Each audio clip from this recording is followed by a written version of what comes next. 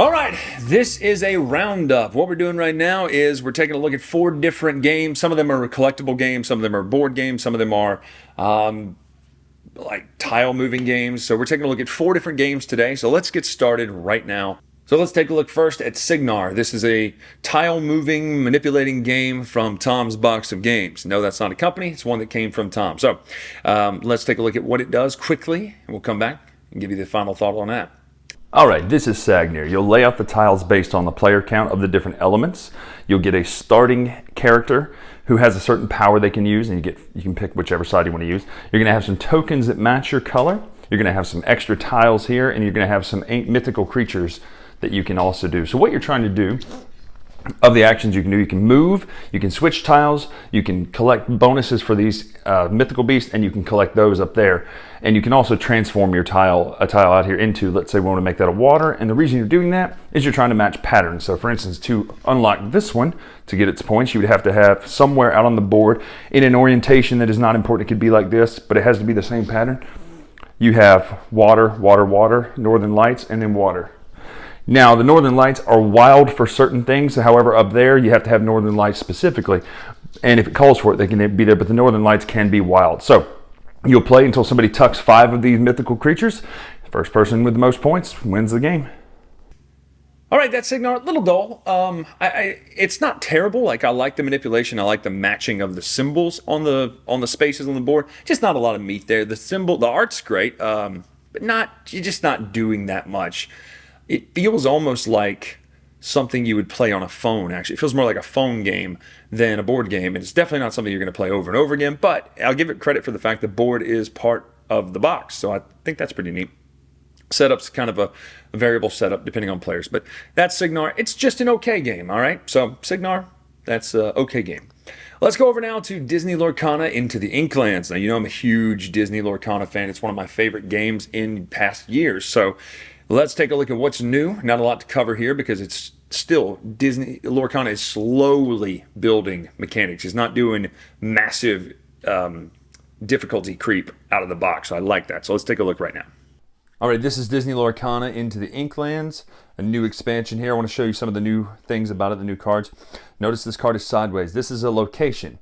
Can be inked, still cost up here, but at the beginning of each turn, you're going to gain a lore. So that means you can potentially gain a lore before you have anybody out there who can even quest, which is nice. They can be attacked, they can't do damage back, but they have pretty high health. And they typically will have a little bit of a power if they don't have the lore at the bottom.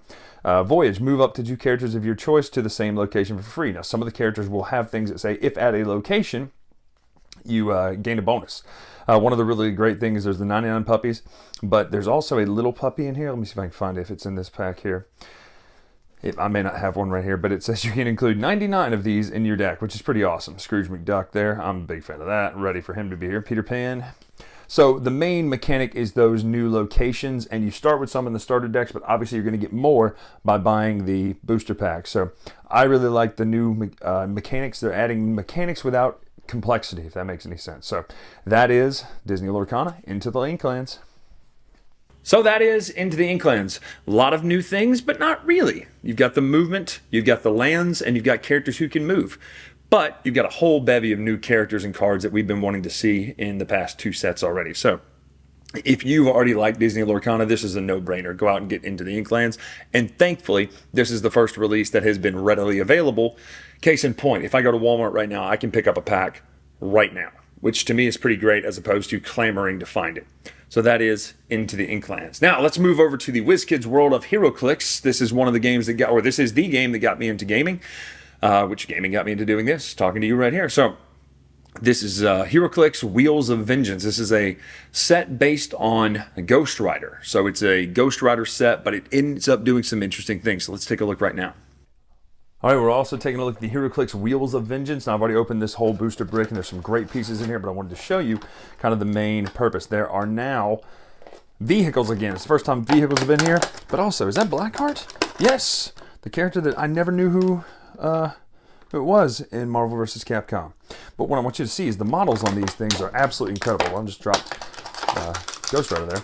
But you also notice the ones with the fire and flame and spirit of vengeance and all that have orange bases. So It looks really cool sitting on the table like that. It's almost like the orange is melting into it. Look at the Blackheart sculpt. Really great stuff with that translucent plastic. Same with Ghost Rider here. Now the vehicles, they do take up 2 spaces, but there are some that are not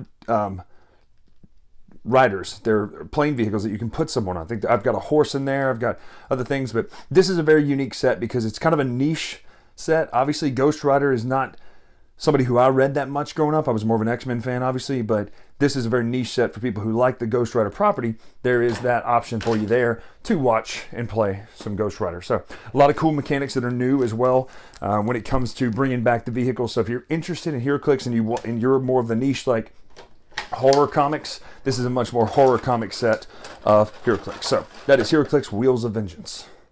So you've got vehicles back again. When I first got into Heroclix, vehicles had just gone out in one of the Batman sets, and it was really fantastic. The idea that your character can get in a vehicle and you take on the stats of the vehicle is very comic book thematic. Think about it. You got the Batmobile, you've got the Invisible Jet, you've got all these sorts of things. It just makes sense that adding a vehicle to your character would beef up your character. So bringing them back is great. Plus, you've got some amazing sculpts. In the last 4 or 5 years, the sculpt quality has gone through the roof to where you could use these as little miniature statues to display of your favorite characters. You put them on your office desk or something, even if you don't play the game. But the game is awesome. Heroclix is one of the best miniatures games out there. Pre-painted miniatures. Very simple system with a lot of powers, but the whole clicking to change your powers, I love it. So, Wheels of Vengeance, it's a great one. Now, we're going to take a look at perspectives. This one I can't talk about too much because it's a mystery game. But perspectives, I'll show you what I can show you first and I'll come back. This is Perspectives. It's 2 in the morning. I'm your host. Anyway, let me know if you catch that reference. But we got Perspectives here. Now, I can't show you much about this game because the game is a mystery. In fact, I'm not even going to tell you, but somewhere on this box is the first mystery. You have to start looking at the box and telling each other what you see. In fact, it gives you instructions on you're not allowed to look at that person's side of the box. You have to sit it between you and start looking. And then once you start playing the game, the mystery unfolds and it'll tell you what you're doing and how you figure it out. But it's a game all about sharing information and being astute to detail. Attuned? Astute? I don't know, but being closely attentive, dang, I can't talk, to detail. So that is Perspectives, kind of how it plays. Let me see. I will show you, though, there are several cases in here to do, and it tells you exactly how to play them, what to do, where to read, all that sort of stuff.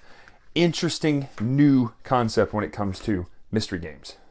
So Perspectives. Now, what's cool about this is, based on the player count, and who you're playing with, your game is going to vary some. Or what I mean by that is, there's 12 cards in Act 1. You deal out those 12 cards. You may, in a 3-player game, get card 1, 4, 7, right? You're going to get those cards, and you can only look at those, and you have to describe what's on there. You can't show anybody else. So it's almost like you're playing Time Stories without having to go back and find that daggum plunger. Those who know, know. But you're describing what's on the card, and you're trying to work together as a team to come up with the answer to the question that's printed on the back of the envelope. Really brilliant concept. Now think about this, though. With 2 people, you technically have more information between the 2 of you, but you don't have all of the information, and you don't get to see it all.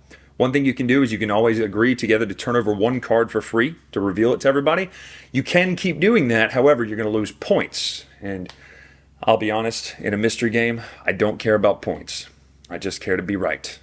I think most people who play mystery games would agree. Oh, I got 2 points? Great. I got 30 points? Don't care. I found out who killed John Doe. That to me is more fun, and that's why we play mystery games. So 4 good games here, 2 great games, 1 very interesting game, and 1 okay game. No bad games in this one, really. Nothing that I'm like, ugh, this was terrible. So that's a roundup with me, Bryan Drake. Make sure to follow me on Instagram at Dice Tower Bryan. Until next time, we'll see you.